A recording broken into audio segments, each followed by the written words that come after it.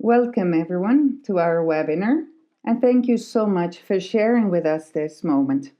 We would like to announce an excellent news.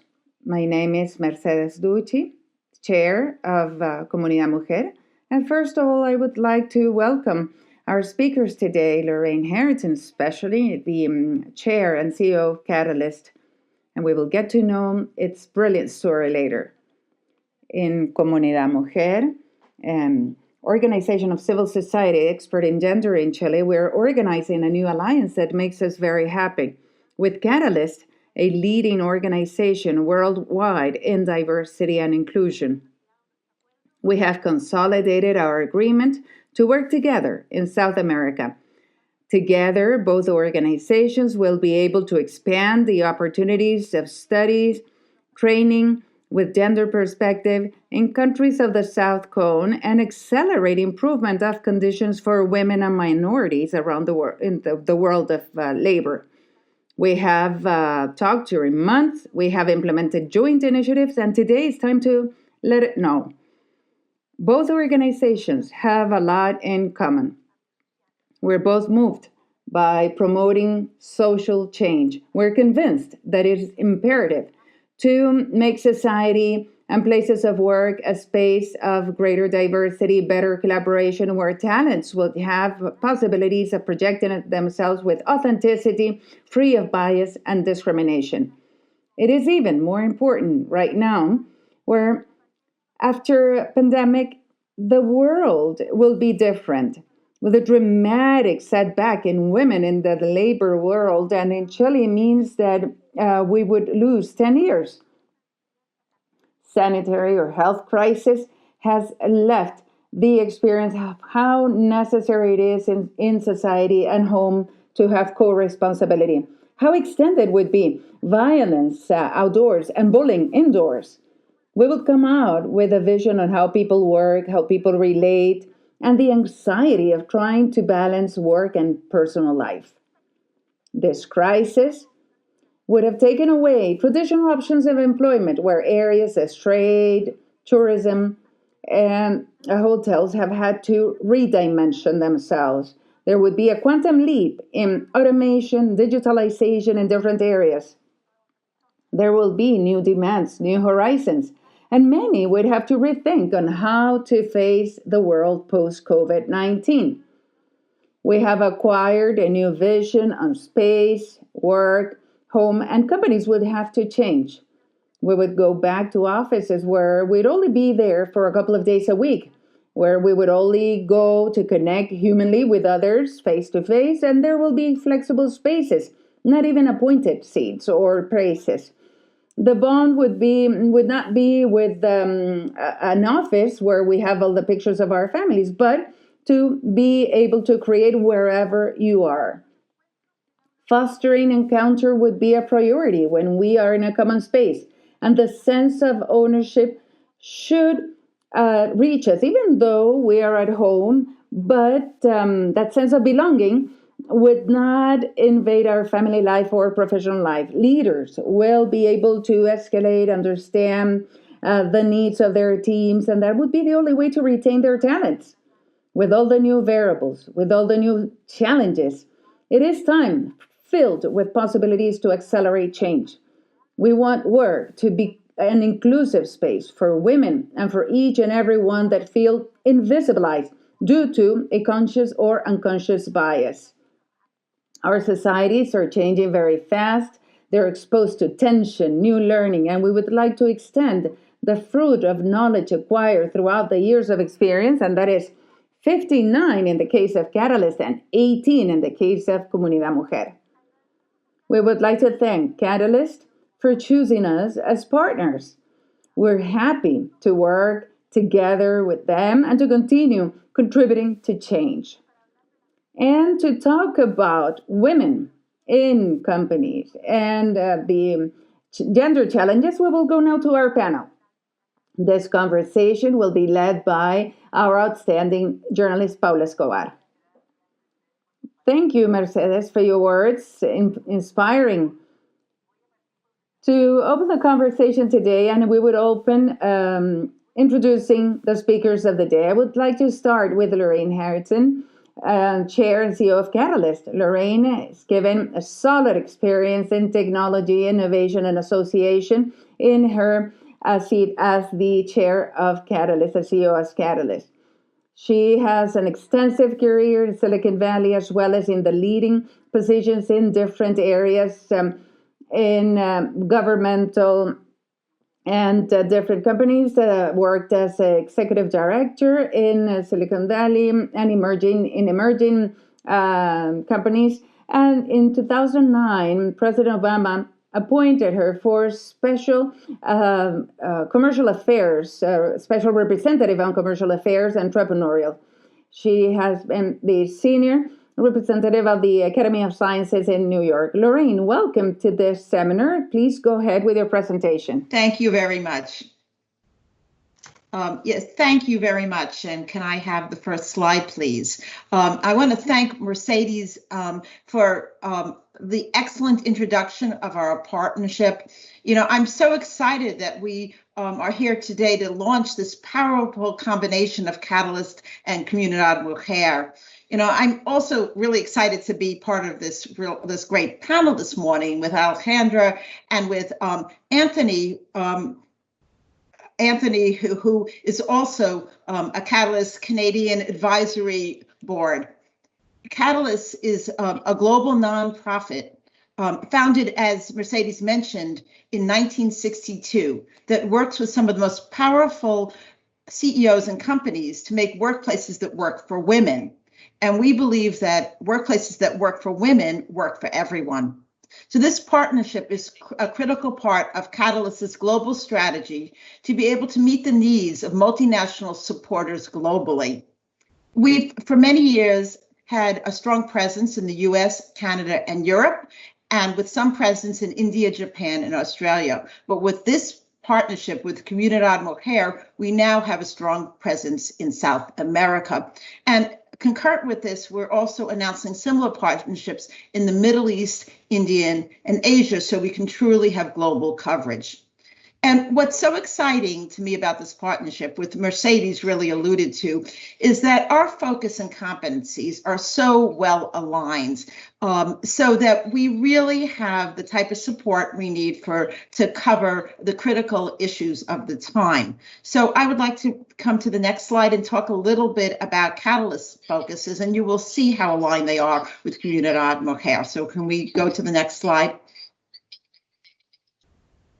So Catalyst works in 3 areas to support our global supporters. First of all is providing preeminent thought leadership. And over the course of our long history, we have developed a whole range of really impactful leadership. And we continue to do that. In a few minutes, I'm going to talk about our current focus areas.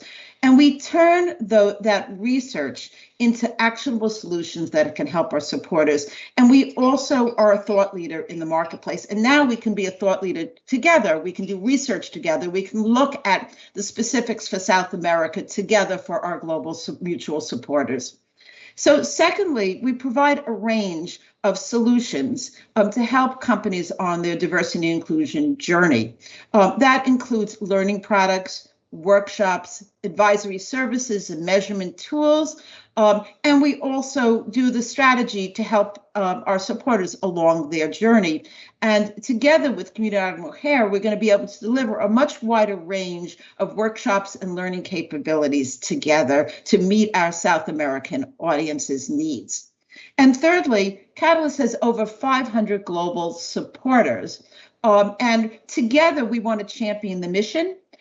We want to convene and connect like we are doing today. And in this new virtual world, we'll be able to connect like we just had our major conference. And I know a number of you from South America connected into our global conference. We'll be able to do the same with the things that you're doing in Latin America. And we will be able to be very impactful, bring everyone together and learning from each other. I'd like to now go to the next slide. So I want to focus a little bit on the key areas that Catalyst has a focus on right now. The first is advancing women. We all know we are on a journey to make sure that we have real equality in the workplace. So we are doing things like our Women on Boards initiative. We have an initiative called the Gender and Diversity KPI Alliance, where we measure, we help companies measure representation and pay equity by different categories in the organization, and we help companies really know how to do that, because you need to measure what matters. And we do a really great campaign for International Women's Day. That's a global initiative. The second area, and I was really glad to hear Mercedes talk a lot about this, I know it's a passion of hers, is around the future of work. And we're going to be talking a lot more on the panel here, but we have a whole research stream on the future of work focused on what it takes to work in that flexible and remote environment, how we can do upskilling and reskilling to meet the challenges of this rapidly changing workplace, how we can apply inclusion and empathy to that work environment. And we have some really powerful research in that area. The third area has to do with leading with equity and inclusion. So we all know that building that inclusive workplace is going to be key now and into the future, where we have a lot of work we've already done around inclusive leadership, and we're really focused on the intersectionality of gender, race, and ethnicity on a global basis. And we have work on a country by country basis that really talks to the differences of what it takes. Like we recently have done a series around unconscious bias in Mexico and in Canada, and we will be coming down to South America soon to look at the nuances for those environments. And the last area of focus is around allyship. We have a specific initiative called MARC, Men Advocating Real Change, which has a global recognition. It's based on deep research that we're doing, and we provide a series of workshops and learning capability to help men really understand what it takes to be a true gender partner and ally. So we can go to the next slide. We are looking forward to our wonderful partnership with ComunidadMujer. This is just the beginning, but if you want to, can you please go to the next slide? If you want to learn more about Catalyst, you can go to our website at www.catalyst.org. You can speak to ComunidadMujer, or you can send an email to our global desk, and you can learn more about how you can be part of the Catalyst community. So thank you very much, and I look forward to the further discussion. Thank you, Lorraine, for your words. And now we will offer the floor to our next presenter, Anthony Viel, Executive Director of Lloyd, Canada. And he became Executive Director in Canada in June 2019. And his vision for his company reflects the commitment of looking for bold growth options and focused on improving the conditions of his clients and communities. And for this, it's fundamental to increase the capacity of Lloyd Canada so as to apply disruptive thinking internally as well to their clients, elevating their partners and people from the company so as they can achieve their maximum potential. It's a Master in Law from the Sydney University, a Diploma in Law of the Board of Legal Professionals, a degree in Economy, and a Master's in Applied Finance at the Macquarie University. Anthony, please, the floor is yours.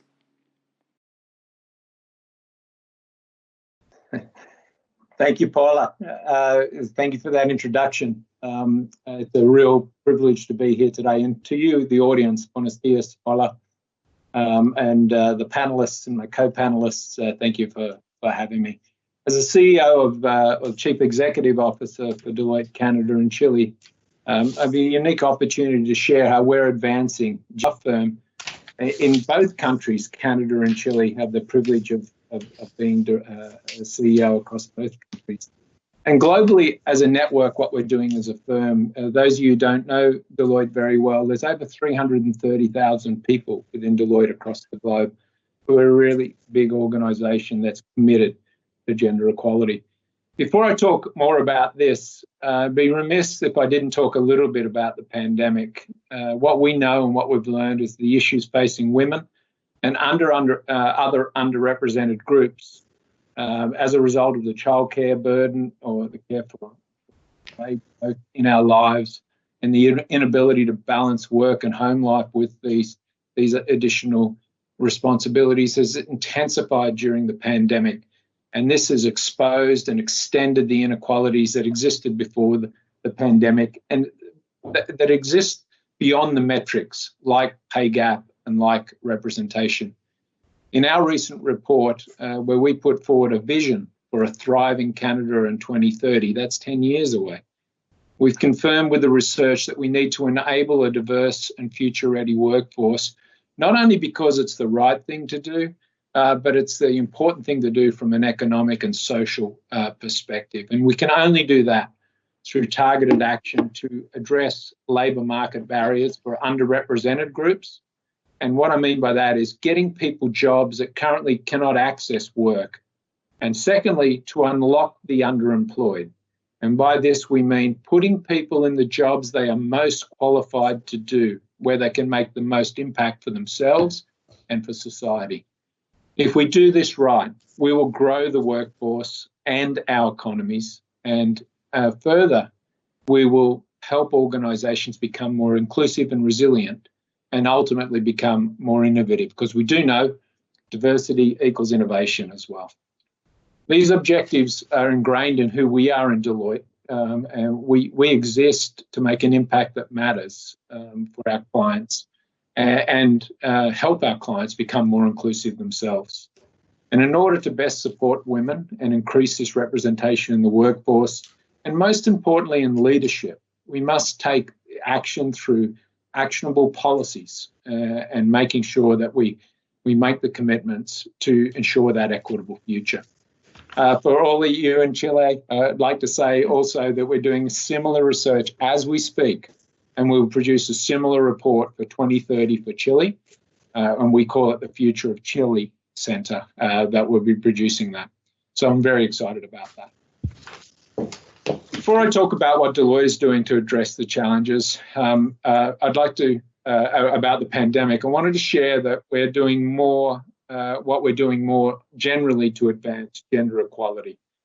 As a network of firms across the world, there's 340,000 people that work for you. We are guided by a shared goal to advance not only gender equality, but diversity, equity, and inclusion across the board.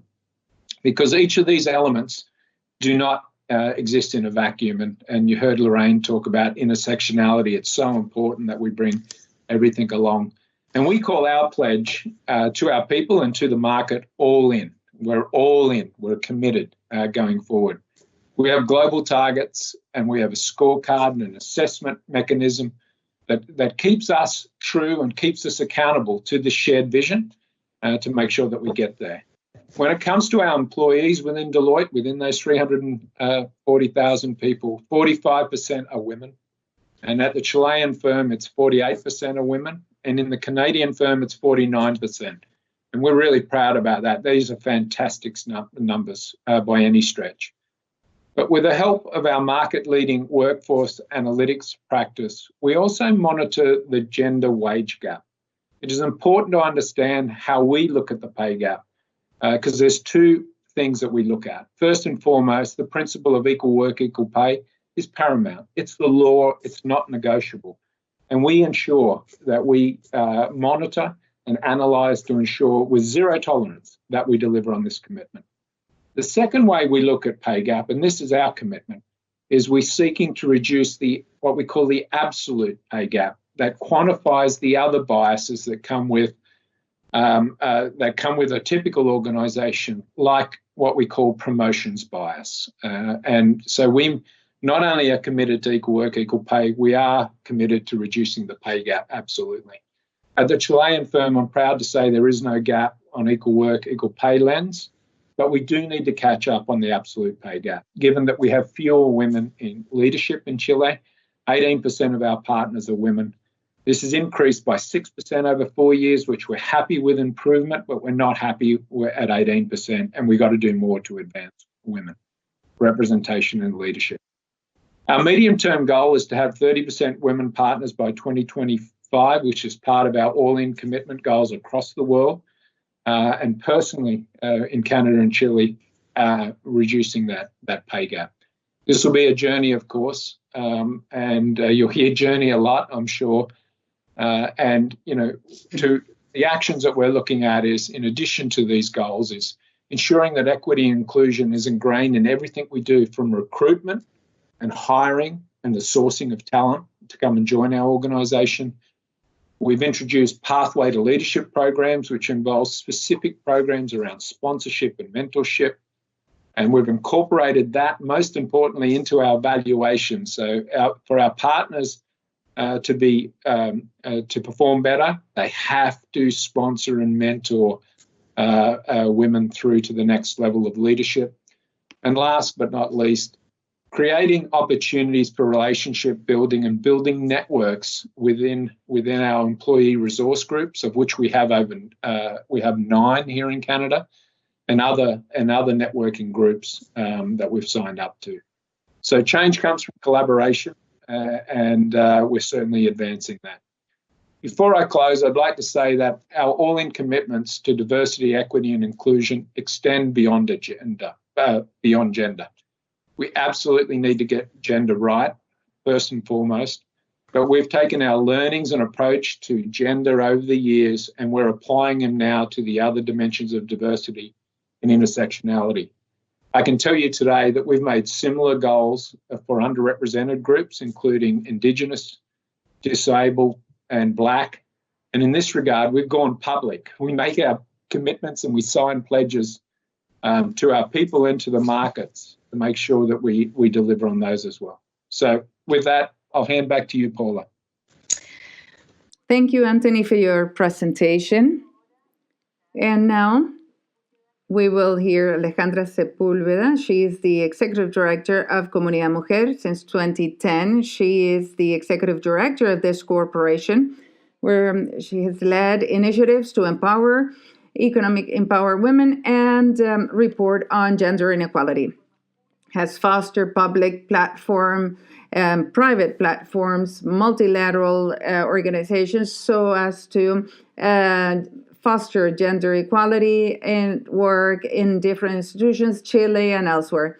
She is a journalist, a master in international affairs from Fundación Ortega y Gasset in España, and permanently participates in different technical work teams, advisory councils, works with civil society and in the Parliament. She is also a writer at Diario La Tercera, and she was recognized as HR influencer in 2020. Welcome, Alejandra. Thank you, Paula. I am very happy to be here today in this conversation with Mercedes, Lorraine, and Anthony. We would like to tell you what we do as an organization so as to work with the companies and how this match with Catalyst makes so much sense.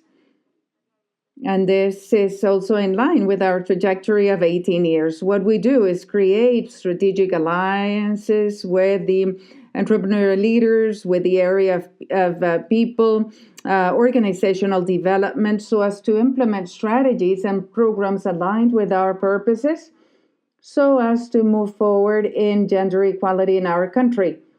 We think this is one of the most transforming objectives of society, and nowadays, with pandemic, is absolutely on the top of the list of the debate as one of the main objectives for sustainable development for Chile and the world.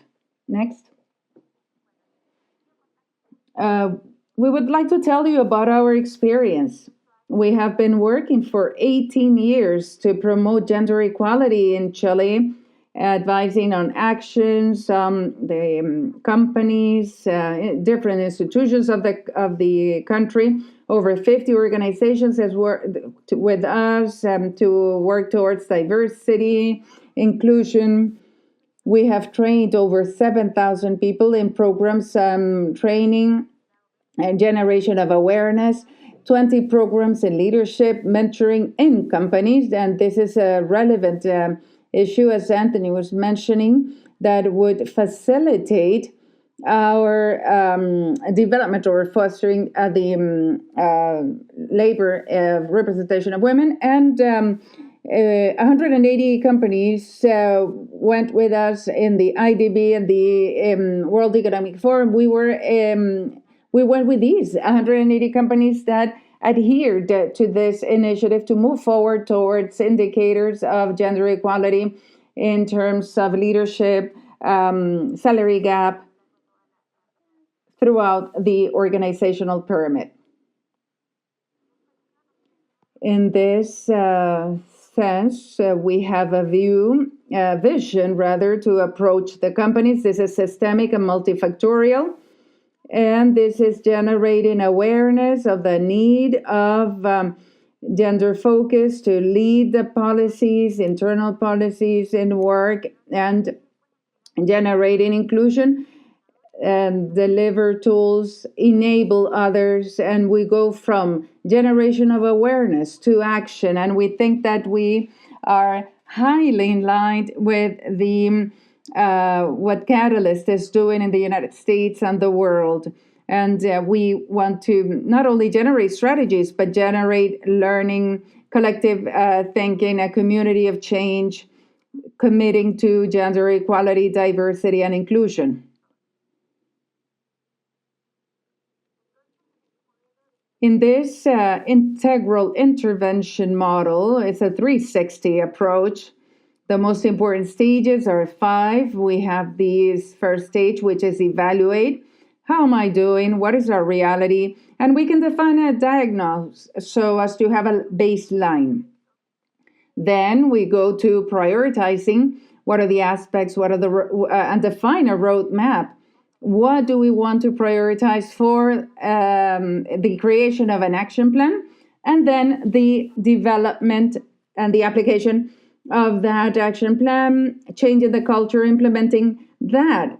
And we are interested in going from the first level to the second level, contributing, supporting organizations so they can transform their culture towards gender equality and end up being leaders and promoters and change agents, examples to lead their own peers in their country.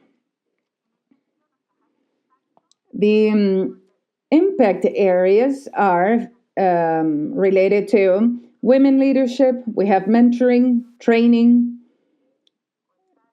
that has to do with presentations, workshops, gender equality.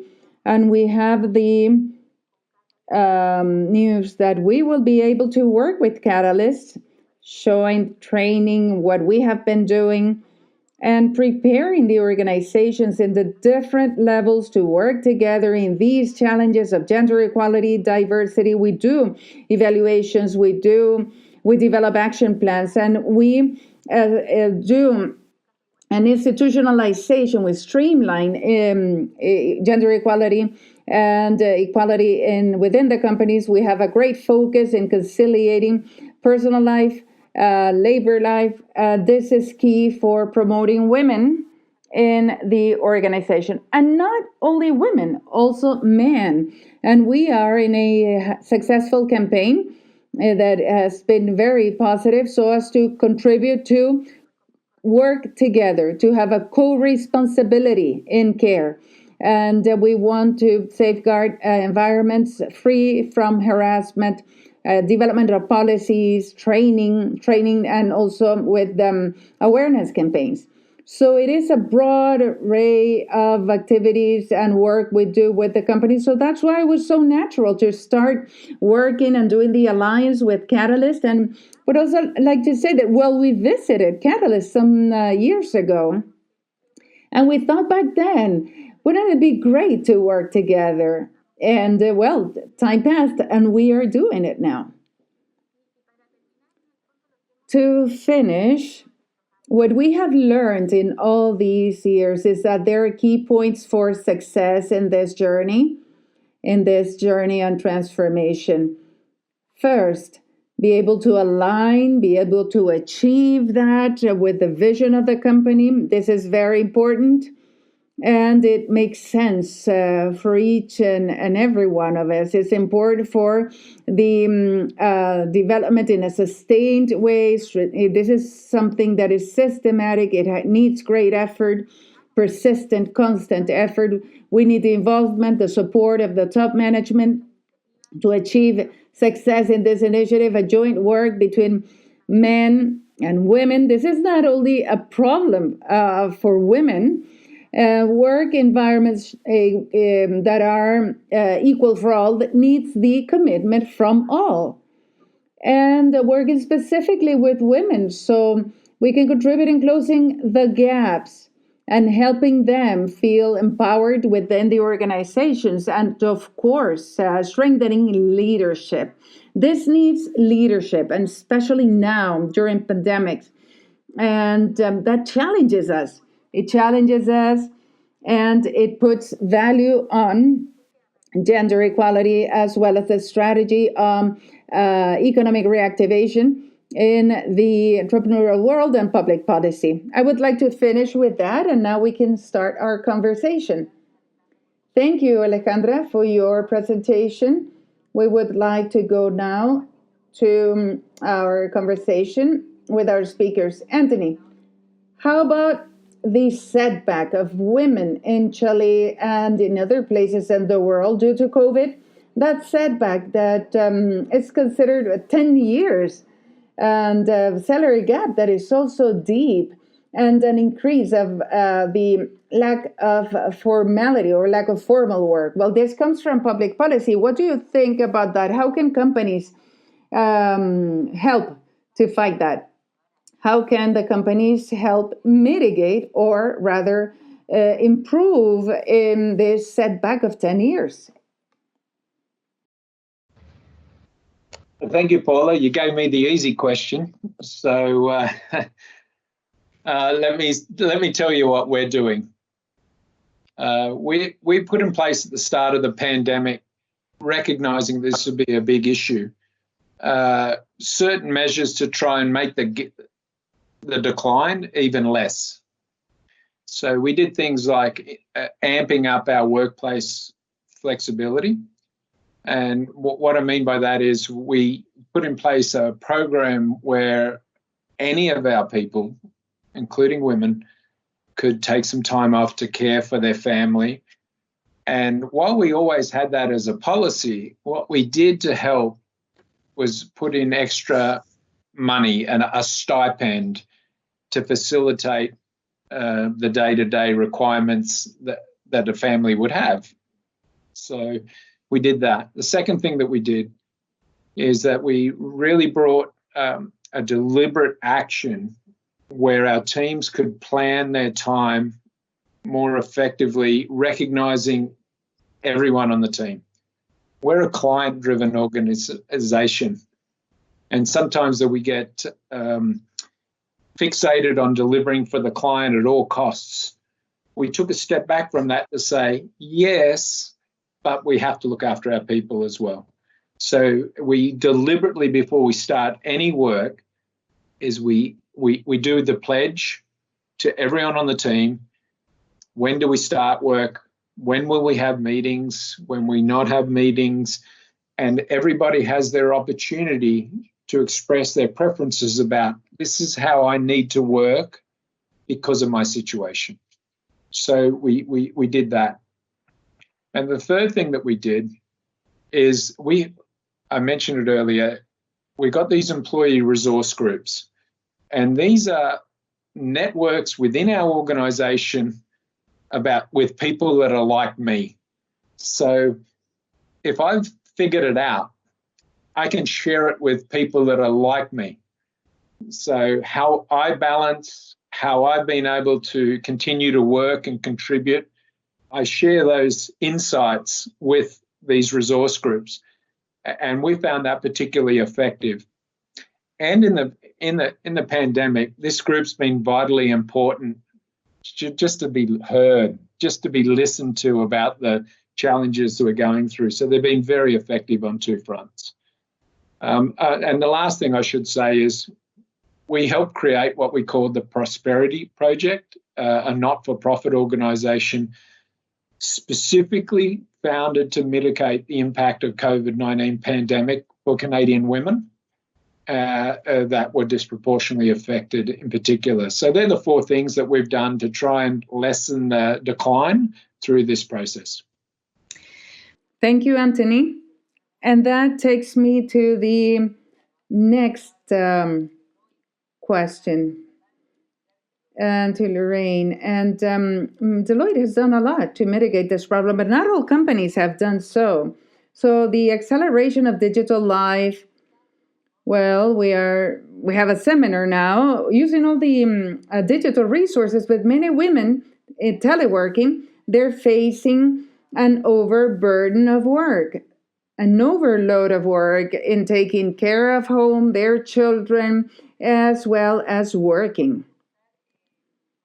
Lorraine, how can we bring the opportunities together from institutionalization of gender policies, inclusion, and what are the things that we need to see?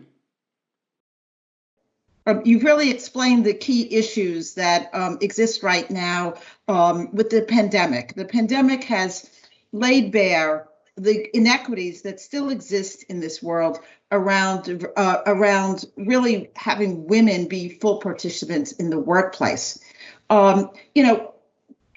We will get to a new normal, but we will hopefully have learned from that we need to put in infrastructure and ways that we work that not only solve the current issues, but create a better future. So, for example, some of the policies that Anthony just talked about, more flexibility, we're going to have a more flexible workplace. So how do we institutionalize those policies so that people can work more flexibly? This is something that we've really been thinking about for a very long time at Catalyst. We've been saying that flexible workplaces, ones where women can work remotely and have more work-life effectiveness, is really important. Now we have this big experimentation around the whole world doing this. People are understanding the unpaid labor that work that women have to do and have had to do for a long time and was exacerbated by the pandemic. They're understanding this rapid change to digitalization and all the upskilling and reskilling that needs to be done. These learnings are helping companies understand how to build inclusive workplaces, how to really move to equality, how men can really understand the issues that are going on and really build that change into the future workplace. So, and I think that there are progressive companies like Deloitte and many of our other supporters in Catalyst who are really involved in this and we can learn from. And then other companies are going to have to come along with this if they want to be competitive, if they want to attract and retain talent. People are going to go to the companies that are really leaning into the change. So, there's a war for talent going on around the world, especially for the talent that really can embrace this digital workplace. So, one of the things we're doing together with ComunidadMujer and Catalyst together is understanding the best practices from around the world and really communicating them so that people can really get on board to create a workplace that really works for everyone. So, I think we have an enormous opportunity right now. I think the change in the nature of work has not been greater than since the Industrial Revolution. So all of us leaning into the change and really creating that workplace that we want for tomorrow is a great, really inspirational opportunity for all of us right now. And, I'm really excited that Deloitte is leaning into this. They're a great partner of ours on a global basis. And, the practices we can learn from Lloyd are really great. So thank you. Thank you, Lorraine. Alejandra, as we have talked about this, this will need a public and private effort, initiatives that will mix the role of the state as well as the private sector, the companies where women are hired. From that point of view, what are the successful experiences that you can tell us about in working together, the public and private sector, for this new stage? Because we see that we have a setback of 10 years, and that changes the goals that we have. What could help accelerate the closure of the gaps in economic participation of women? Thank you, Paula.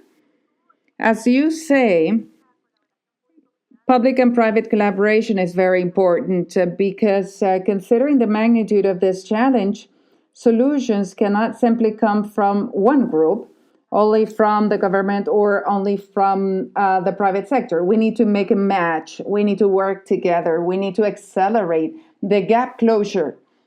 And we have been working in Chile on that with the initiative of gender parity with the IDB and the World Economic Forum. And our experience, our greatest learning in that initiative has been that this is not a challenge that is only for a group, of an elite group of companies, or for just a specific number of companies in a certain productive sector. No, this is something that each and every company can face and in accordance to their own reality. And we can work this out, and especially with this setback, then 10-year setback, and we need to think that we have a role to meet so as to come back and attract women to the world of the labor world and reconnect them with what they had before and help them do it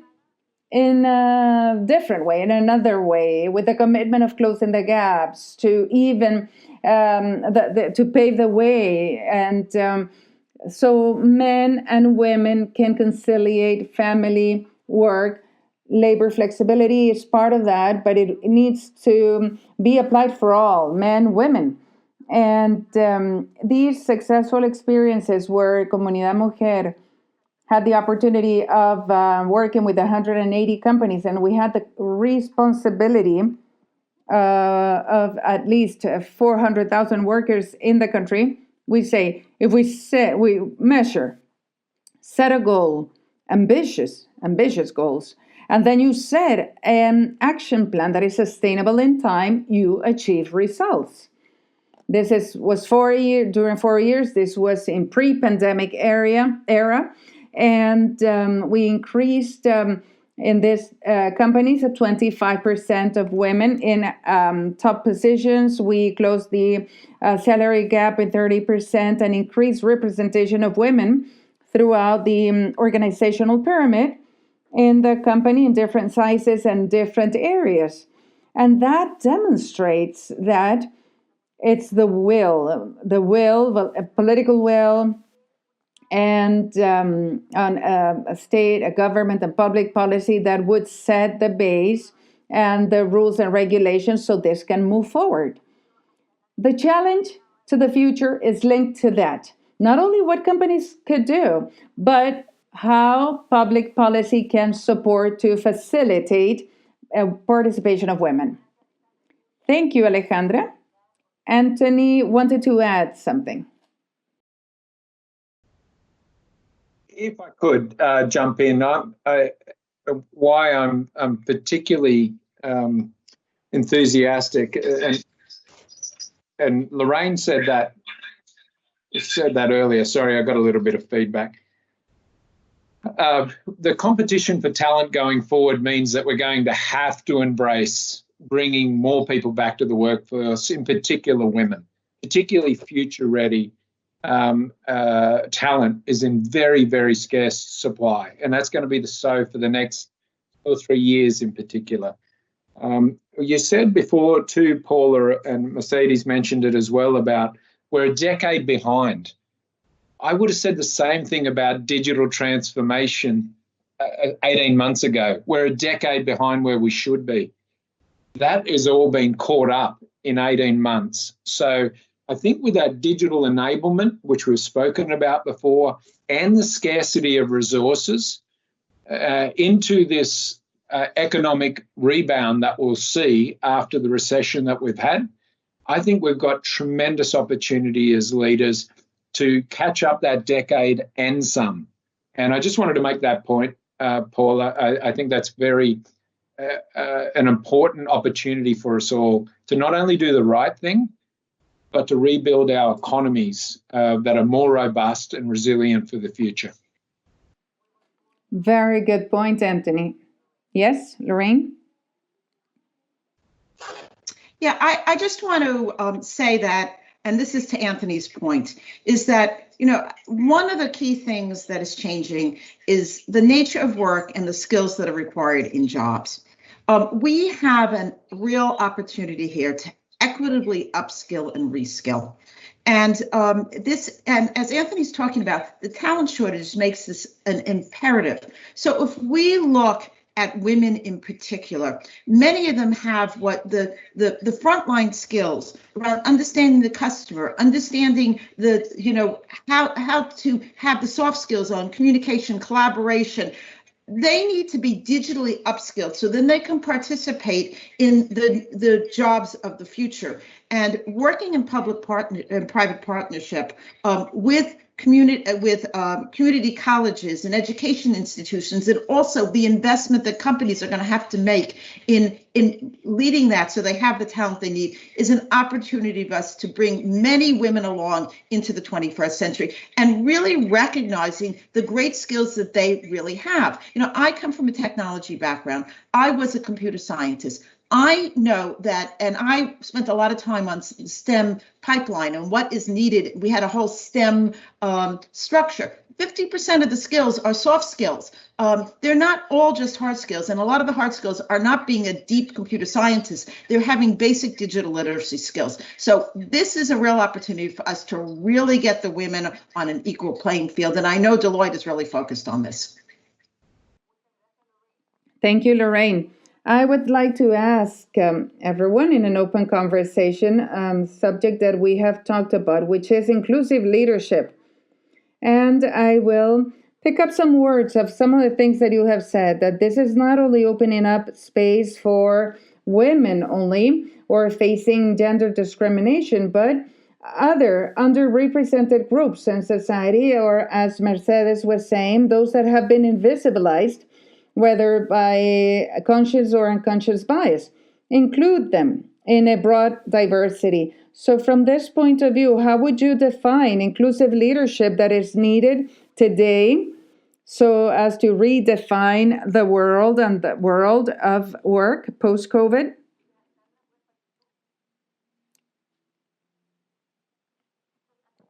Thank you, Paula. The challenge that we have to the future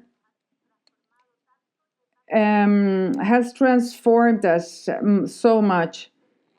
And that would be for a long time, and that would allow us to do things differently.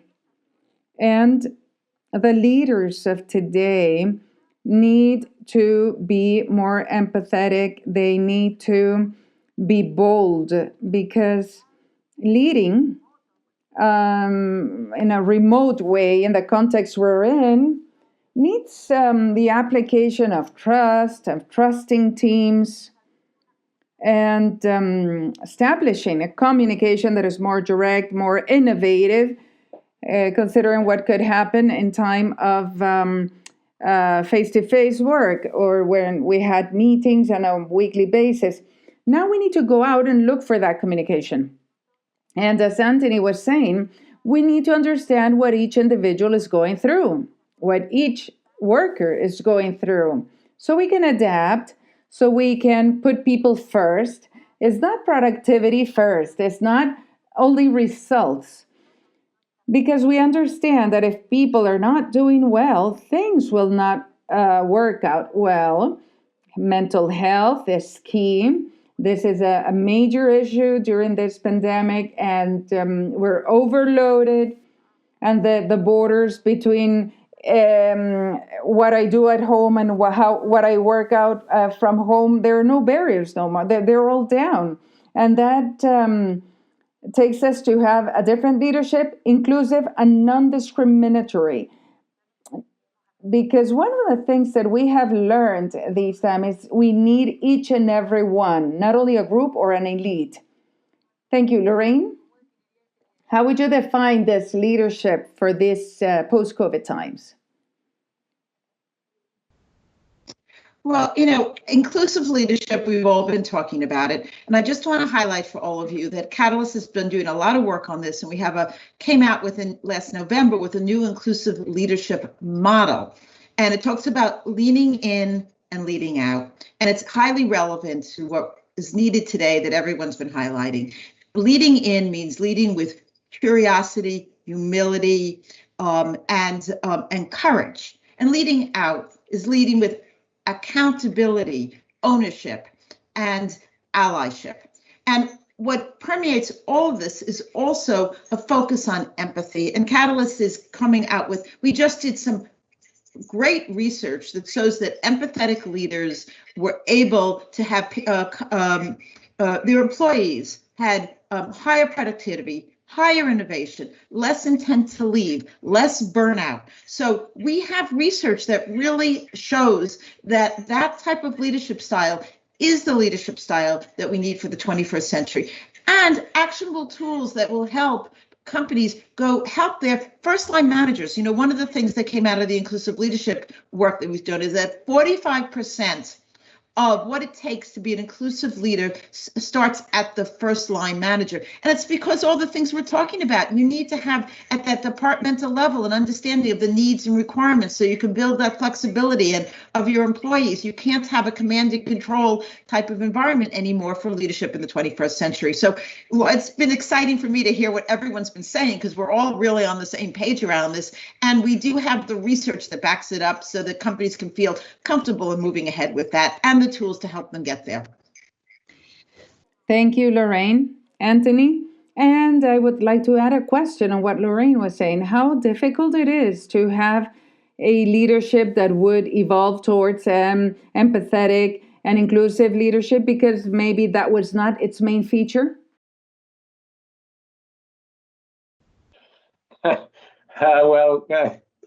This might come across as being a little bit too direct, but I'm Australian, as you probably picked up. We're pretty direct sort of people, and we've got to hold our leaders accountable. It's as simple as that.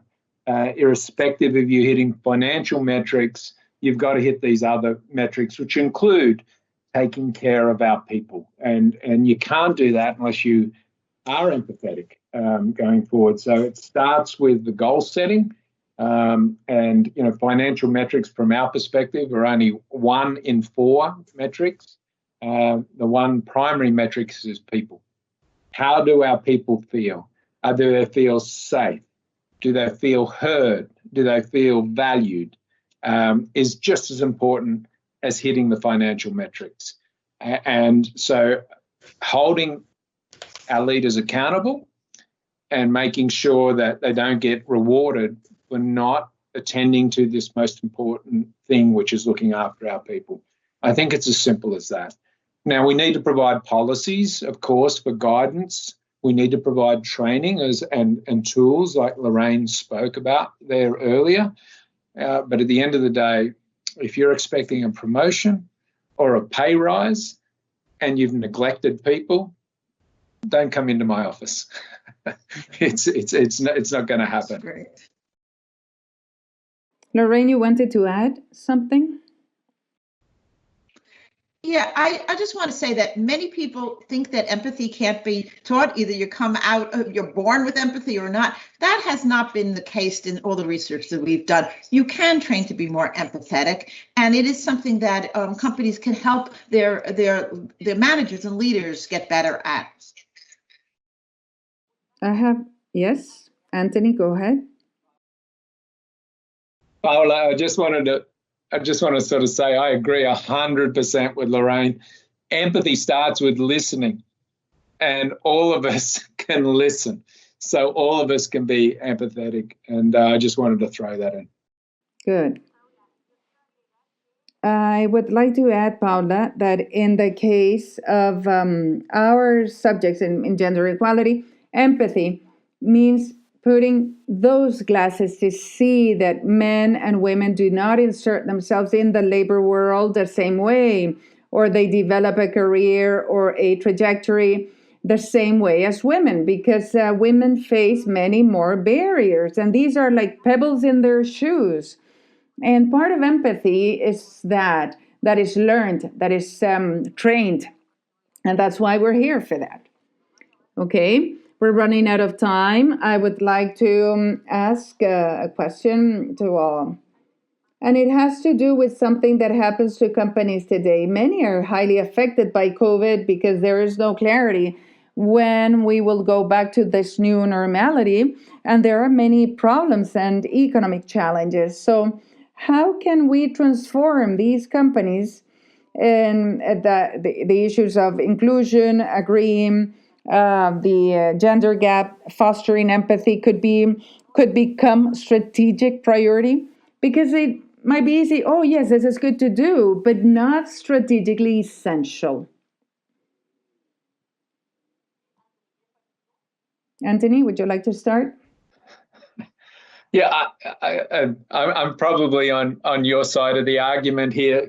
I think it's imperative. We're going to run out of talent. And if you think about, even if like I read the literature, organizations need to stay alive for the long term. And that means getting in the future-ready talent to be able to do that. If you don't get in the talent that you need to grow, then the company or organization's not going to prosper. And in some circumstances, they're not going to be here in 5 years' time.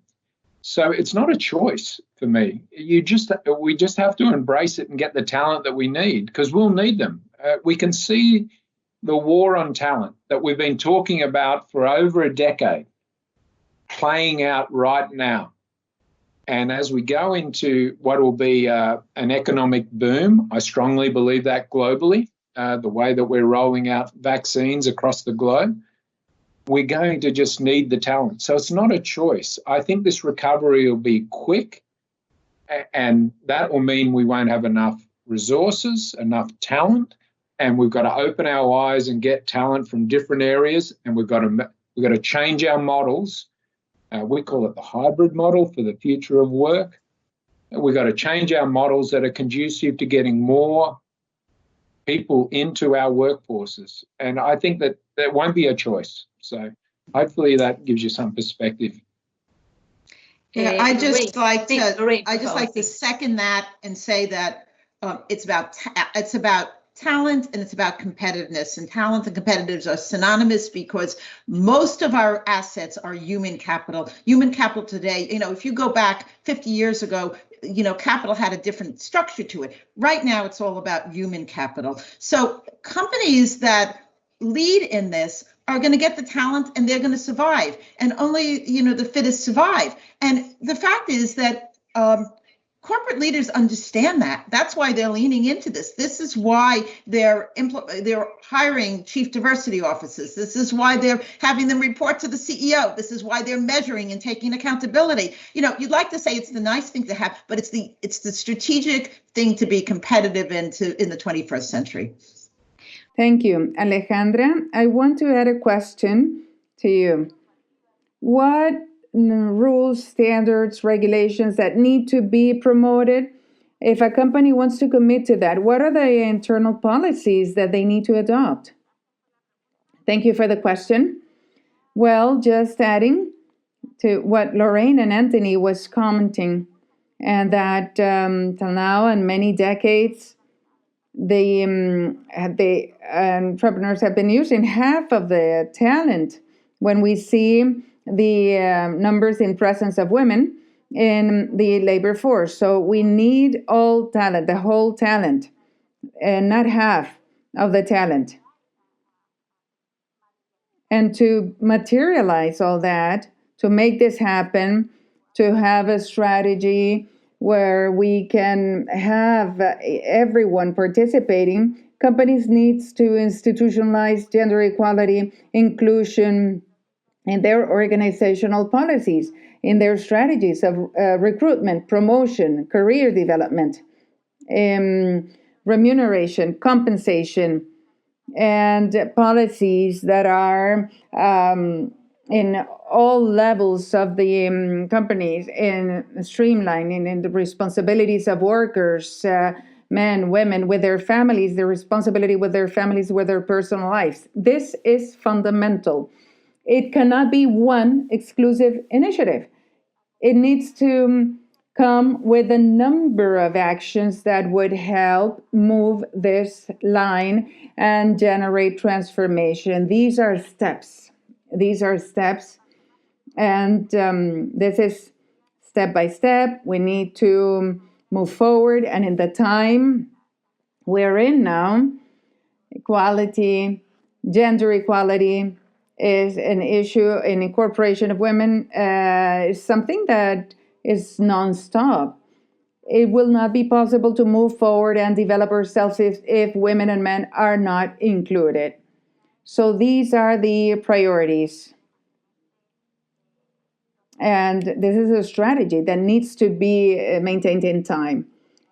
Well, we have reached the end of our day, and this is a so exciting subject. I would like to thank each and every one for being here with us today, where we have launched this alliance between Catalyst and Comunidad Mujer, two powerful organizations, relevant organizations that are working together to overcome inequality in gender within the labor market.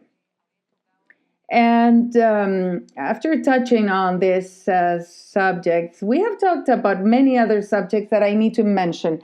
As Mercedes said, we are facing a radical change in the labor world. The work in the future will be different. This is a future that's here. And as Anthony was saying, this is something that we couldn't even think about so many months ago. And if a year and a half ago they say, okay, the launching of this event was going to be online, we wouldn't have even think about it or even seeing our family through the platforms, as Zoom, Meet. So as Alejandra was saying, there is a need for inclusion. It's an imperative need, as well as the other debate of thinking about a new hierarchy of values to avoid the appearance of another pandemic and making measures that are globally agreed so as to take care of the citizens of the world from such situations. So labor, consumption, lifestyle, everything is being reviewed. I would also like to point out that part of renewal and revitalization on how this alliance from a journey, not only having inclusion policies, but embrace these policies as a strategic reality and understanding this, not only from understanding it from gender, race, class, and many other factors that have bringing up groups that are underrepresented in our society, and they are in full disadvantage when they go into the labor world. And I want to say that, as Anthony said, diversity means innovation. And this is what the world post-pandemic needs. Innovation could only be achieved through cooperation, as a sample that we have today and what we're showing in this alliance of Comunidad Mujer and Catalyst. Would like to thank each of you. You have been very clear in the strategic objective of this new alliance. And thank you all for listening. Thank you, and hope you have a great day.